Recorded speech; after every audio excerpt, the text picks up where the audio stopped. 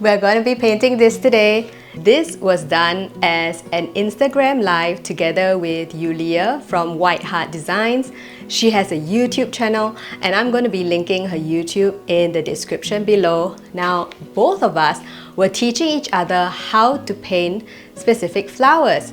And during the week that I was assigned to teach her, we did the hydrangeas flower. These flowers were voted by the Instagram followers, and I'm not going to share with you too much anymore, but spoiler alert, you're going to get to see me mess up, you're going to get to see me troubleshoot and bring this to life. Let's begin.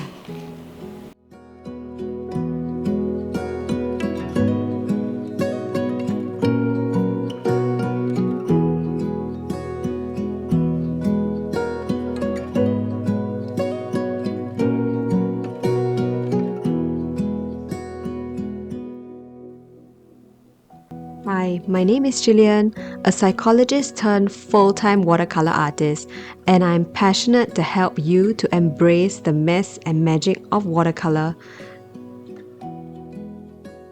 Welcome to our tutorial. We are going to be doing the hydrangeas flowers step by step, and I'm starting off my painting by pre-wetting my paper with just clear water. Then I'm mixing up my blues. This is an ultramarine mixed with the mineral violet, so I get a darker hue of blue, and I'm basically using my flat brush to create the outside shape of the hydrangea. Now take your time here because we are just going to be letting the paint disperse into the nice wet paper. I'm creating the second shape that's just stacking on top of the first one, and I'm mindful that the parts where the two hydrangeas are touching, I want one to be slightly darker so it gives a sense of separation between the two hydrangeas. Even though they're stacked together, you can also lift off paint, which is what I'm doing. So I essentially just cleaned off and dried my brush, and then I lifted off paint. Then while the paper is still wet, I'm taking the opportunity to just add paint, adding in different color values, darker, lighter, as well as add in hues of purple so that it gives the painting some contrast and fun as well.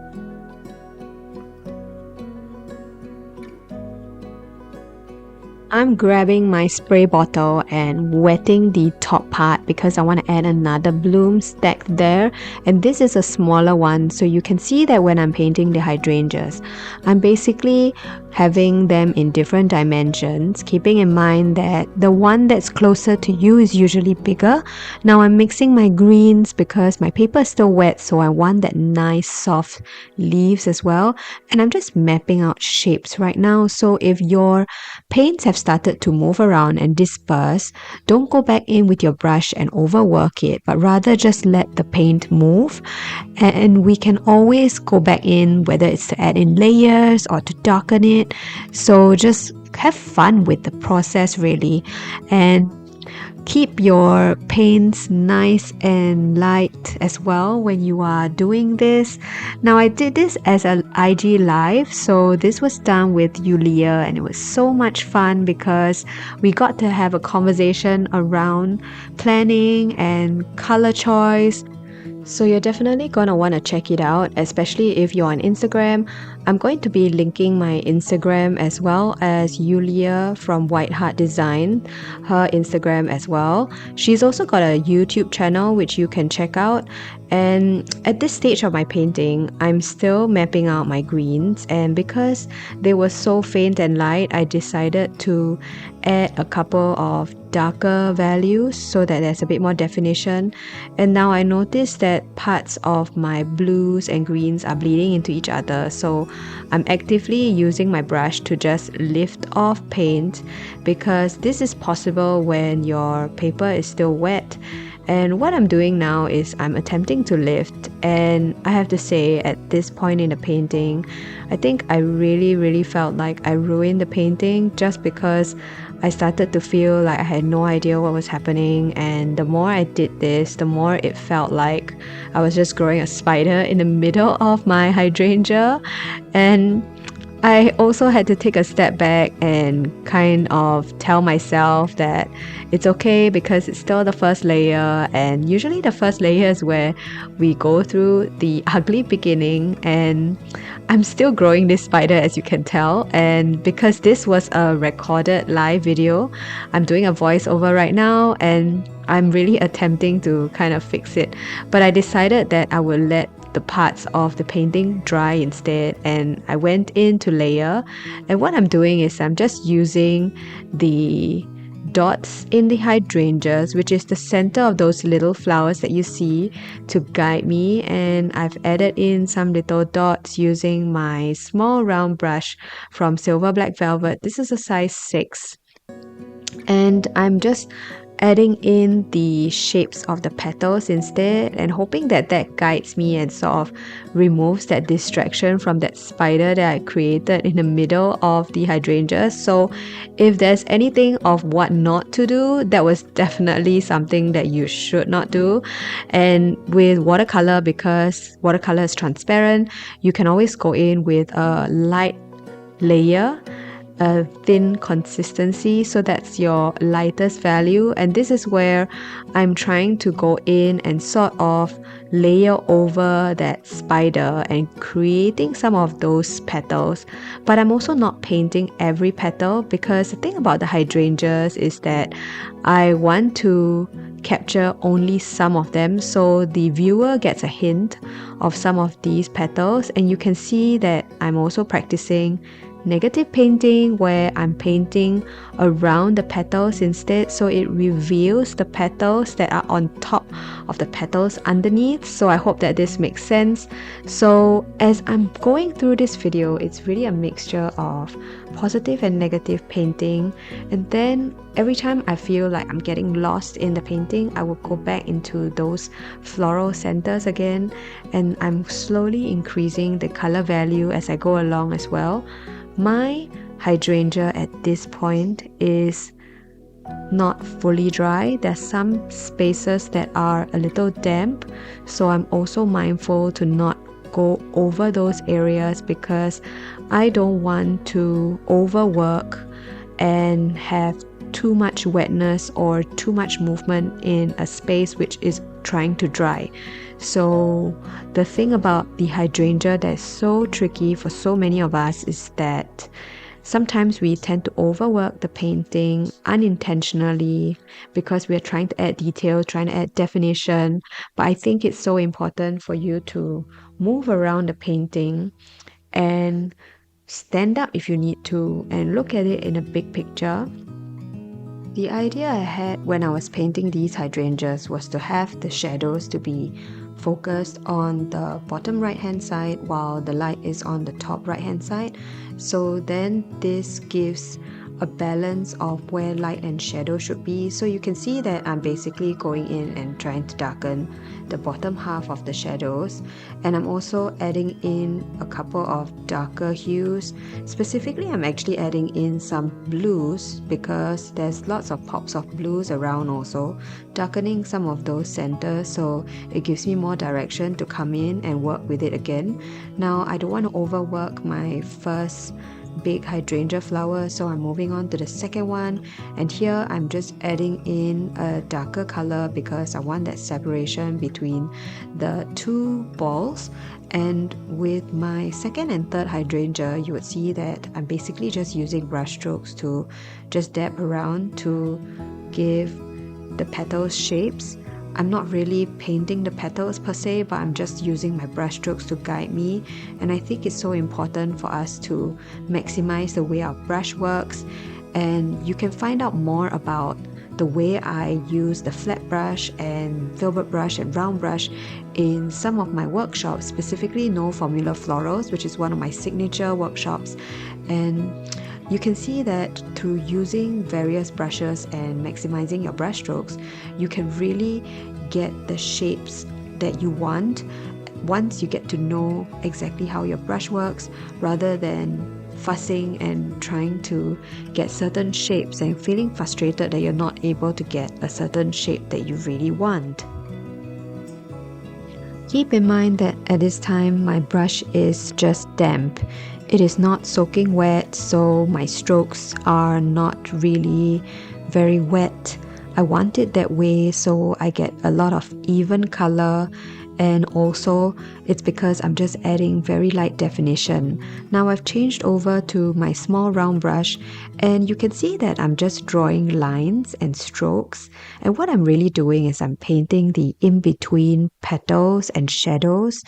And you can see that just by pulling and drawing some of those little lines and shapes, the hydrangea is starting to take shape. And wow, take a look at that. That spider is totally gone.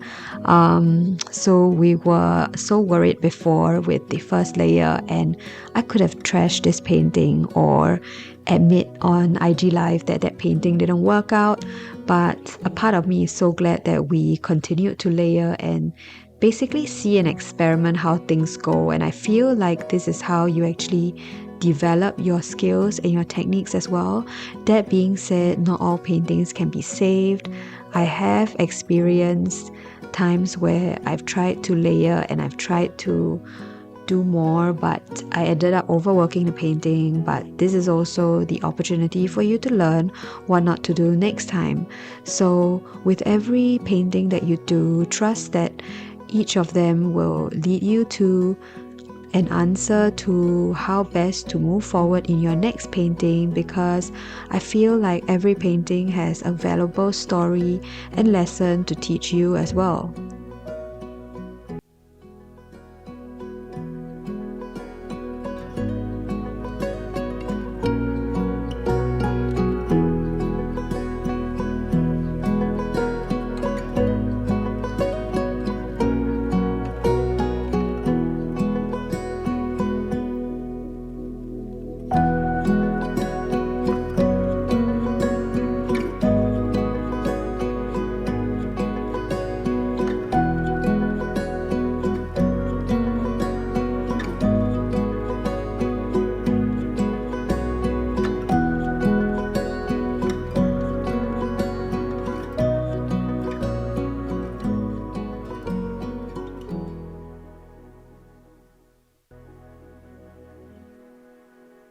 Getting to my third hydrangea, I am going even lighter in color values, so you can see that the amount of definition actually changes as I move through the various hydrangeas.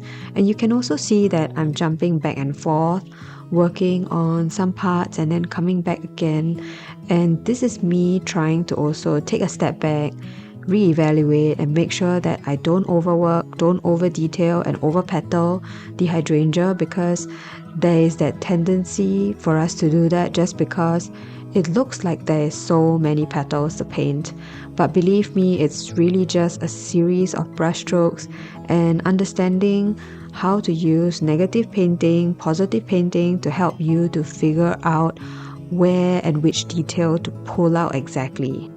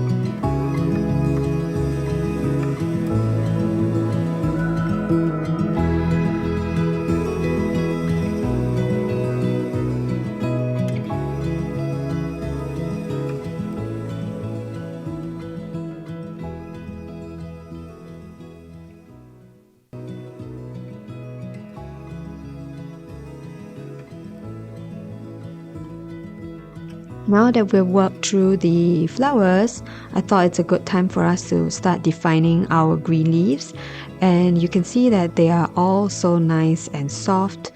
Now I'm adding in darker definition, and I'm going in with my 1/2 inch flat brush where I'm using the same color that I used before. It's just that this time it's in a thicker consistency, so that means that the color is a lot darker because it has less water on my brush. And I'm just going around the edges of the hydrangea, and I'm also mindful that I don't have to put leaves everywhere.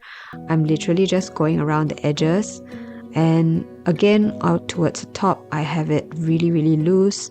And I'm also practicing some mark making using my smaller round brush just to add little dabs and dots, and then adding in that stem to connect everything together, because right now it just looks like 3 flowers stacked on top of each other. So adding that stem is really going to again ground the entire painting.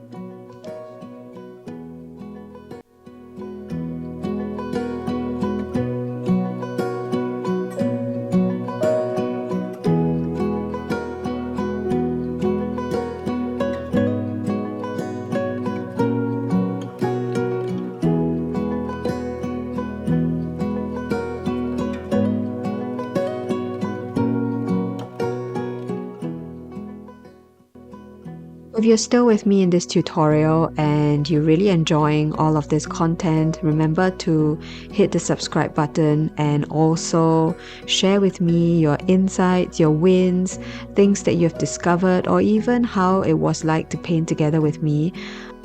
This is how I'm gonna learn what exactly it was like for you as you were watching me paint. Now I'm also going to be adding in some indigo, which is just underneath that second hydrangea, so it gives a bit more shadow and definition. And you can see that just by adding that darker tone, that indigo color, everything started to pop and come to life because of that contrast.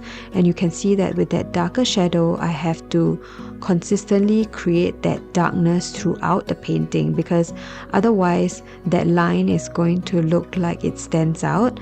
And I'm using my small size 6 round brush here.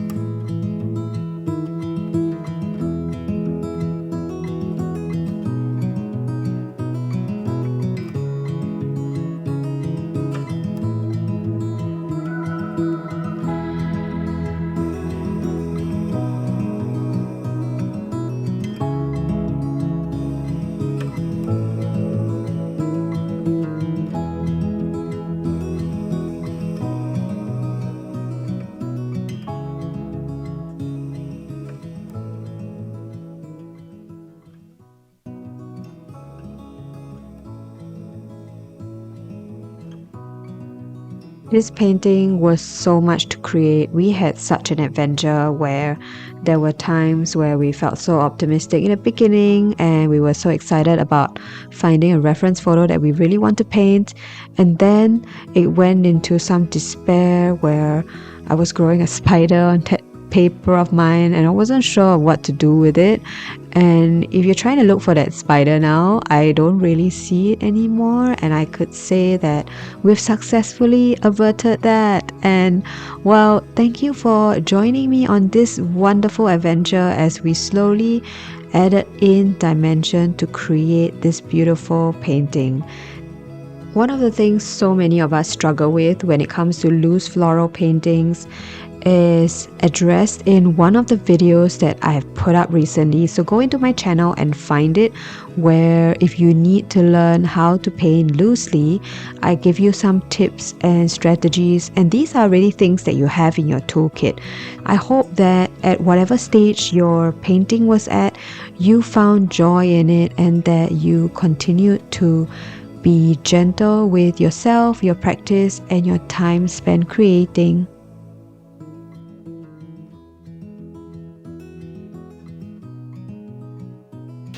Thank you for making time with me today to paint this flower.